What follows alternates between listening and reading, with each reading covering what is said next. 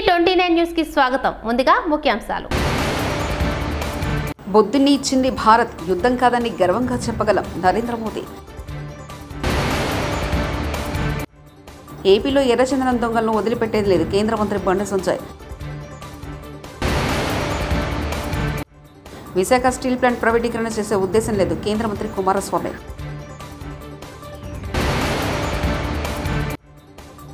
2026 జూన్లోగా Bhogapuram airport నిర్మాణం పూర్తి చేస్తాం చంద్రబాబు. ఆస్ట్రియా పర్యటన సందర్భంగా వియన్నాలో జరిగిన కమ్యూనిటీ కార్యక్రమంలో ప్రధాని నరేంద్ర మోదీ పాల్గొన్నారు. ఈ సందర్భంగా భారత సంతతి ప్రజలను ఉద్దేశించి బుధవారం ప్రసంగించారు. నేడు ప్రపంచవ్యాప్తంగా భారత్పై చాలా చర్చ జరుగుతుందని, వేల సంవత్సరాలుగా జ్ఞానాన్ని నైపుణ్యాన్ని పంచుకుంటున్నామని ప్రస్తావించారు. అంతేకాదు భారత్ బుద్ధుణ్ణి ఇచ్చిందని, యుద్ధాన్ని కాదని ప్రపంచానికి గర్వంగా చెప్పగలమని అన్నారు. భారతదేశం ఎప్పుడూ శాంతి గురించి మాట్లాడుతుందన్నారు.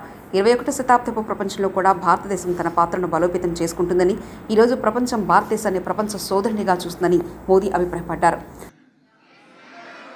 लोग बहुत कुछ पूछते हैं ना आपको, ऐसे में भारत आज क्या सोच रहा है, भारत क्या कर रहा है, इसको लेकर एक बेटर इन्फॉर्म वर्ल्ड बनाना जरूरी है. भारत 1/6 ह्यूमैनिटी को रिप्रेजेंट करता है और ग्लोबल ग्रोथ में भी करीब करीब इतना ही कंट्रीब्यूट कर रहा है. हजारों वर्षों से हम दुनिया के साथ నాలెడ్జ్. తిరుమల శ్రీవారి ఆస్తులను పంగనామాలు పెట్టిన నయవంచకులు పోయారని కేంద్ర మంత్రి బండి సంజయ్ అన్నారు. ఇప్పుడు స్వామివారికి నిత్యం సేవ చేసే రాజ్యం వచ్చిందని చెప్పారు. గురువారం తిరుమల శ్రీవారిని దర్శించుకున్న అనంతరం ఆయన మాట్లాడారు. ఏపీలో గత వైపాకా ప్రభుత్వం పాలకులు వీరప్పన్ వాసులు ఎర్రచందనం పేరుతో జాతీయ సంబంధం దోచుకున్నారు. ఆ డబ్బుతో రాజకీయాలు శాసించే స్థాయికి చేరుకున్నారు. ఎర్రచందనం దొంగలను వదిలిపెట్టేది లేదు అని బండి సంజయ్ పేర్కొన్నారు. ధార్మిక వాతావరణంలో నిర్వహణ కొనసాగుతున్నది.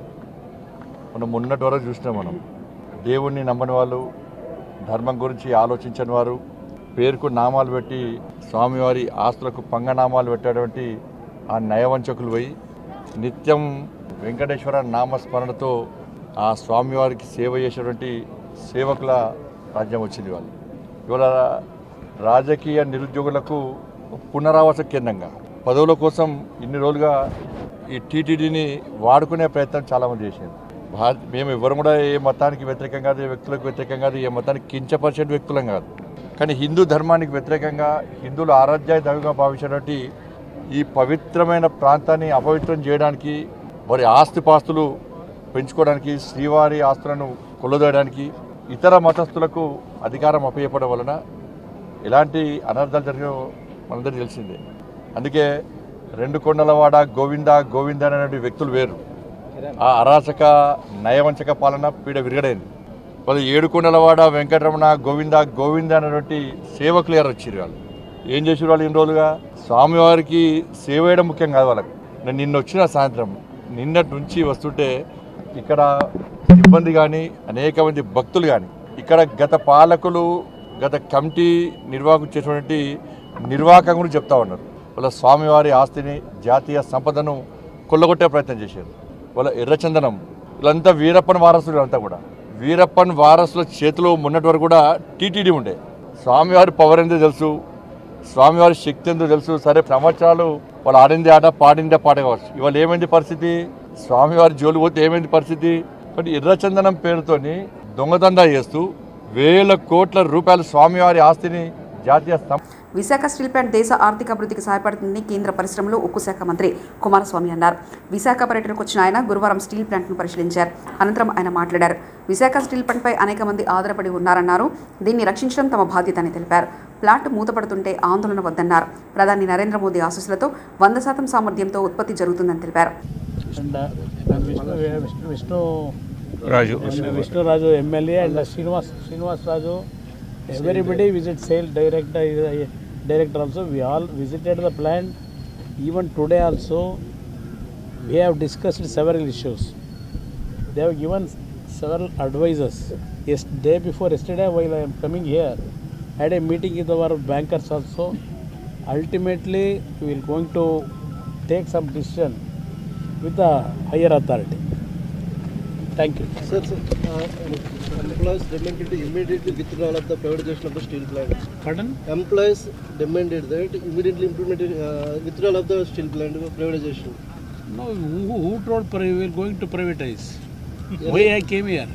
There is no question of privatization because before I announce, Prime Minister's permission is required. I have to convince him. What are all the issues pertaining to the RINL issue? We threadbare discussion we had. I am preparing a note to get the confidence of the Prime Minister and how to revive this RINL. For that we are working out. What is your final assurance for the employees, sir? Let us see. That's why I am telling you. There is a possibility of reviving. We can do it. For that actually we are working out. 2026 జూన్లోగా Bhogapuram అంతర్జాతీయ విమానాశ్రయాన్ని పూర్తి చేస్తామని AP ముఖ్యమంత్రి చంద్రబాబు నాయుడు వెల్లడించారు. వైకాపా ప్రభుత్వం విమానాశ్రయాన్ని చిన్నాభిన్నం చేసిందని, మొత్తం పనులు మొదటి నుంచి చేయాల్సి వస్తుందన్నారు. భోగాపురం ఎయిర్పోర్ట్ పనులను సీఎం చంద్రబాబు పరిశీలించారు. అనంతరం అధికారులు నేతలతో భేటీ అయ్యారు. నిర్మాణ పనులపై జీఎంఆర్ ప్రతినిధులు ఆరా తీశారు. భవిష్యత్తులో ఈ ప్రాంతం ఎకనామిక్ హబ్గా మారుతుందని, యువతకు ఉపాధి అవకాశాలు పెరుగుతాయన్నారు.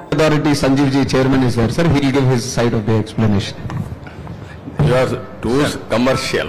Sir. All states are having this problem. Yeah, always I am fighting with you. Not now, from the beginning. We'll work, sir. Sir, the biggest point here was when new airport comes up, the old airport should be closed down. That has been agreed to. GOI agrees to it. On that biggest point, there is no dispute. As soon as this new airport is going to start operations, the old airport in Visakhapatnam will be closed for 30 years. That agreement is there, we are not disputing. The only point which was left was in this exchange of land, 4 acres was pending. That also, I am happy to report that between Ministry of Civil Aviation and AAI, we have taken the decisions. It will be done in a time bound. In a very few days, this NOC unconditional we are ready to give. So it is now resolved. Sir. Our people are happy, but I am not happy. Why you are taking this land? It's a greater subject we will discuss afterwards. Last time also I was fighting with you. Even at that time we want to create some interest in this project without any contribution from civil aviation. Okay, let us see. Okay, thank you, sir. Thank you. So, and the second thing, sir, we are also discussing with you regarding the 500 acres of land which supposed for as a part of the Electropolis ecosystem development. If it has been reconsidered, it will be better, sir. AP ఆర్థిక శాఖ మంత్రిగా పయ్యావుల కేశవ్ సచివాలయంలో గురువారం బాధ్యతలు స్వీకరించారు. స్థానిక సంస్థలకు ఇవ్వాల్సిన 15వ ఆర్థిక సంబంధ నిధుల విడుదలపై పయ్యావుల తొలి సంతకం చేశారు. స్థానిక సంస్థలకు 250 కోట్ల మేర నిధులు విడుదల చేశారు. స్థానిక సంస్థలకు ఇవ్వాల్సిన నిధులను ఇస్తామన్న చంద్రబాబు ఎన్నికల హామీ మేరకు పయ్యావుల తొలి సంతకం చేశారు.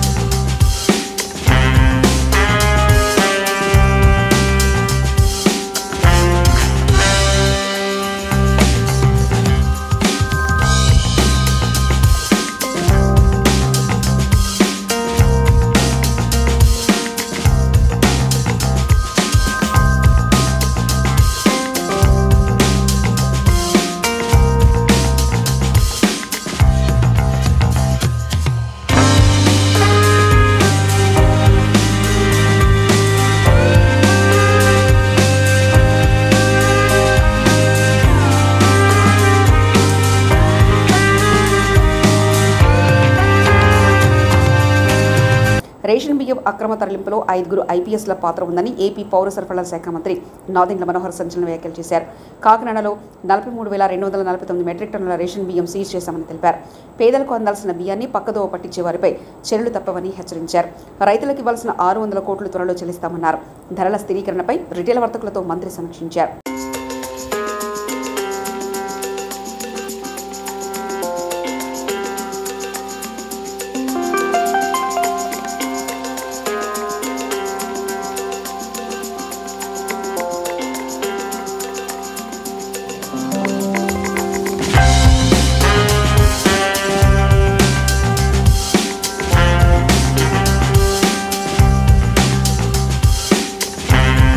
ముఖ్యమంత్రి గారి ఆదేశాలతో రాష్ట్ర వ్యాప్తంగా సామాన్యులకి అందుబాటులో ఉంచడానికి కోసం మా ప్రభుత్వం తీసుకున్న అనేక సంక్షేమ పథకాలతో పాటు వినియోగదారులకి నిత్యావసర సరుకులు సరైన ధరకు అందించాలనే ఒక ప్రయత్నం ఒక 10 రోజుల నుంచి మా డిపార్ట్మెంట్ అంతా కూడా కృషి చేశారు. అనేక ప్రాంతాల్లో రైతుల గురించి మేము కలిసినప్పుడు వాళ్ళ సమస్యలు మేము అర్థం చేసుకున్నప్పుడు ఉప ముఖ్యమంత్రి గారు పవన్ కళ్యాణ్ గారు కాకినాడలో కూడా మేము రైతులకి ధాన్యం కొనుగోలు విషయంలో అన్యాయం జరుగుతున్న దానిపైన ఆ రోజు కూడా మేము పోరాటాలు చేశాం. గిట్టుబాటు ధర, కనీస మద్దతు ధర అనే 2 అంశాలపైన రైతుకి ఎక్కడ అన్యాయం జరగకూడదని చెప్పి మా శాఖ నుంచి మేము గత ప్రభుత్వం సుమారు 36,000 కోట్ల రూపాయలు కార్పొరేషన్ ద్వారా రుణాలు తీసుకుని 1,650 కోట్లు బకాయిలు రైతులకు చెల్లించకుండా వెళ్ళిపోయింది. అయినా కానీ ఇంత క్లిష్ట పరిస్థితుల్లో, ఆర్థిక ఇబ్బందుల్లో గౌరవ ముఖ్యమంత్రి గారి చొరవతోటి, ఉప ముఖ్యమంత్రి గారు చూపించిన చొరవతోటి 1000 కోట్ల రూపాయలు తక్షణమే ఆర్థిక సాయం ఏదైతే రైతులు మేము చెల్లించాలో 1,600 కోట్ల నుంచి 1000 కోట్ల రూపాయలు మేము ఆల్రెడీ చెల్లించాం. ఇంకొక 600 కోట్ల రూపాయలు త్వరలోనే చెల్లించాల్సిన అవసరం ఉంది. అది కూడా చెల్లిస్తాం. అందులో భాగంగా ఒక సమీక్షా సమావేశంలో ముఖ్యమంత్రి గారు ధరల గురించి ఒక స్థిరీకరణ తీసుకురావాలనే ఆలోచన వచ్చినప్పుడు అధికారులు మీ అందరం కూడా రాష్ట్ర వ్యాప్తంగా ఉన్న రైస్ మిల్లర్స్ని, హోల్సేలర్స్ని, రీటైలర్స్ని, సప్లయర్స్ అందరిని కూడా ఆహ్వానించి ప్రజలు ఎదుర్కొంటున్న సమస్యలపైన స్పందించాల్సిన బాధ్యత సమాజంలో మీకు ఉంటుంది. ఇదో కుటుంబ సమస్యగా మీరు కూడా భావించాలి. ఎందుకంటే ప్రతిరోజు ధరలు విపరీతంగా పెరిగిపోతున్నాయి. కందిపప్పు 181 రూపాయలు కిలోకి అమ్ముతున్నారు మార్కెట్లో. సామాన్యులు పాపం చాలా ఇబ్బంది పడుతున్నారు. వాటి గురించి చర్చించినప్పుడు వాళ్ళందరూ కూడా పెద్ద మనసుతోటి రాష్ట్ర వ్యాప్తంగా ఒకే ధర అందించాలనే ఒక ఆలోచనతో ఒక 4 రోజులు కసరత్తు చేసి మా అధికారులంతా ఈ రోజున సుమారు 284 అవుట్లెట్లలో వైసీపీ అధికారంలో ఉన్న 5 ఏళ్లు కొందరు నేతలకు నోళ్లకు విశ్రాంతి లేకుండా పోయింది. ప్రతిరోజు మీడియాలో కనిపిస్తూ అప్పటి విపక్ష నేతలపై నిత్యం అభ్యంతరకర పదాలతో విరుచుకుపడేవారు. రాజకీయ పార్టీల నాయకులు విమర్శలు చేసుకోవడం సర్వసాధారణం. ఓ పార్టీ విమర్శలకు మరో పార్టీ కౌంటర్ ఇవ్వడం దేశవ్యాప్తంగా చూస్తుంటాం. కానీ ఏపీలో మాత్రం 2019 నుంచి 2024 మధ్య వైసీపీ నేతలు రాజకీయ విమర్శలను పక్కన పెట్టి విపక్ష నేతలను వ్యక్తిగతంగా టార్గెట్ చేస్తూ తిట్లతో విరుచుకుపడేవారు. సరిగ్గా 5 ఏళ్ల తర్వాత పరిస్థితులు పూర్తిగా మారాయి. ప్రజలు కోరుకుంటుంది తిట్ల పురాణం కాదని, అభివృద్ధి సంక్షేమని వైసీపీ నేతలకు తెలిసొచ్చేలా ప్రజలు ఎన్నికల్లో తీర్పునిచ్చారు. తమకు నచ్చని వ్యక్తులను, నాయకులను లక్ష్యంగా చేసుకుని తిట్టనని, మిమ్మల్ని చట్టసభలకు పంపలేదని, ప్రజల భవిష్యత్తును బాగు చేయడానికి పంపితే మీరు సర్వనాశనం చేశారని తెలిసేలా ఏపీ ఓటర్లు తీర్పు చెప్పారు. రాజకీయ వలసలపై మాట్లాడే నైతికత భారత నాయకులకు లేదని స్టేషన్ కనుపురం ఎమ్మెల్యే కడియం శ్రీహరి అన్నారు. కాంగ్రెస్ పార్టీని విమర్శించే ముందు గతంలో బారాస ఏం చేసిందో గుర్తు చేసుకుంటున్నారు. అవినీతి, అహంకారం వల్లే రాష్ట్రంలో బారాస ఓడిపోయిందన్నారు. 10 ఏళ్ల బారాస పాలన అవినీతిమని కడియం ఆరోపించారు. జనగామ జిల్లా స్టేషన్ కనుపూర్లోని క్యాంపు కార్యాలయంలో ఏర్పాటు చేసిన మీడియా సమావేశంలో కడియం ఈ మేరకు మాట్లాడారు. కుటుంబానికే పరిమితమైన అహంకారం వల్లనే కదా మీరు ఓడిపోయింది. ఇంకా మీకు జ్ఞానోదయం కావడం లేదు. రాజకీయ వలసల గురించి మాట్లాడే నైతికత మీకు లేదు. రాష్ట్రంలో రాజకీయ పార్టీలను విలీనం చేసుకొని రాజకీయ వ్యవస్థను విలువలు లేకుండా చేసింది మీరు. భ్రష్టు పట్టించింది మీరు. ఏ ముఖం పెట్టుకుని మాట్లాడుతున్నారు వలసల గురించి? ప్రజలు మీరు మాట్లాడుతుంటే అసహించుకుంటున్నారు. మీరు చేసినప్పుడేమో అది సంసారమైంది, వేరే వాళ్ళు చేస్తే అది వ్యభిచారమైంది. ఎందుకు ఈ ద్వంద్వనీతి? చట్టం తన పని తాను చేసుకుంటుంది. ఏ ఒక్క రాజకీయ పార్టీ కూడా ప్రాతినిధ్యం లేకుండా అసెంబ్లీలో అన్ని పార్టీల ఎమ్మెల్యేలను విలీనం చేసుకొని ప్రతిపక్షాన్ని నోరు మోయించిన మీరు ఇప్పుడు పునీతులైనట్టుగా. బొద్దుని ఇచ్చింది భారత్, యుద్ధం కాదని గర్వంగా చెప్పగలం నరేంద్ర మోదీ. ఏపీలో ఎర్రచందనం దొంగలను వదిలిపెట్టేది లేదు కేంద్ర మంత్రి బండి సంజయ్. విశాఖ స్టీల్ ప్లాంట్ ప్రైవేటీకరణ చేసే ఉద్దేశం లేదు కేంద్ర మంత్రి కుమారస్వామి.